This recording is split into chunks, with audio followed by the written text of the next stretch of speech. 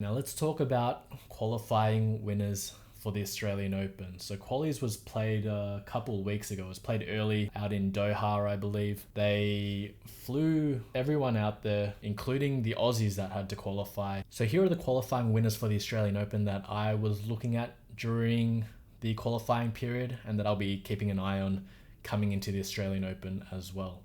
First up, we've got Michael Mamo, currently ranked 174.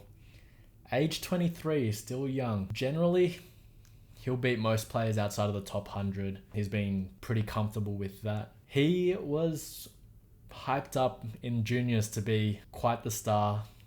Hyped up at IMG Academy. Supposed to be their number one player. I haven't seen him do too much on the big stage just yet. I watched him probably a couple years ago at the Australian Open. I think he was 17 or 18. And I just didn't really get all the hype. You know, he's solid, I guess, but weapons-wise, I don't see it. I think his game doesn't have too much of an identity yet.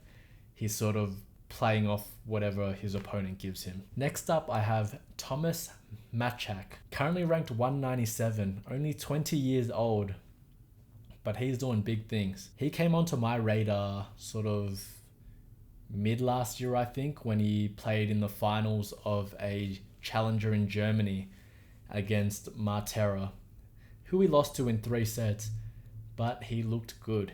He is big, he plays big, has the serve, has the big groundies, knows how to generate. So I'm expecting Australian Open, hard courts, plexi cushion. It's going to work out well for him. I think that's where he's going to get his results. Whatever seed pulls out Machak to play, they better be focused and better be ready to compete because he is not going to be an easy first round. Next up, we have Viktor Troicki. So he got through qualies, currently ranked 202. He has been to the 3rd and 4th round of Grand Slams before, including the Australian Open. So I guess he's still battling. He's just been a bit inconsistent, has a bit of a temper, but he knows how to beat top 100 players. And getting through qualies shows that he's in some sort of form. So I think he can bring that, and whoever pulls him to play in the first round as well will have to step up. Next up, we have Roman Safulin. So I watched him in 2015 when he won the Australian Open Boys Juniors, and he played well. He was serving 200 plus, 210, when juniors don't really do that. And then not only that, he was returning well, his groundies were solid, moving solid, sort of I don't want to say short because he's still like 6'2", 6'3", but a bit of a shorter player on the tour, but still solid groundies. And now I'm just waiting for his breakthrough. So I thought he would have broken through a lot quicker, but he seems like he's taking his time. Hopefully he can find his identity and string together a pattern of play where he can start getting more consistent wins. Hopefully this Australian Open, where he had success in juniors, will start bearing some fruits for him in the men's tour as well. Next up, we've got Bernard Tomic, currently ranked 228. He's actually aged 28 now as well. I wasn't impressed by him in qualies. Every match went to 3 sets, super tiebreak in the 3rd set. Should have lost to young Aussie Tristan Schoolkate in the 2nd round.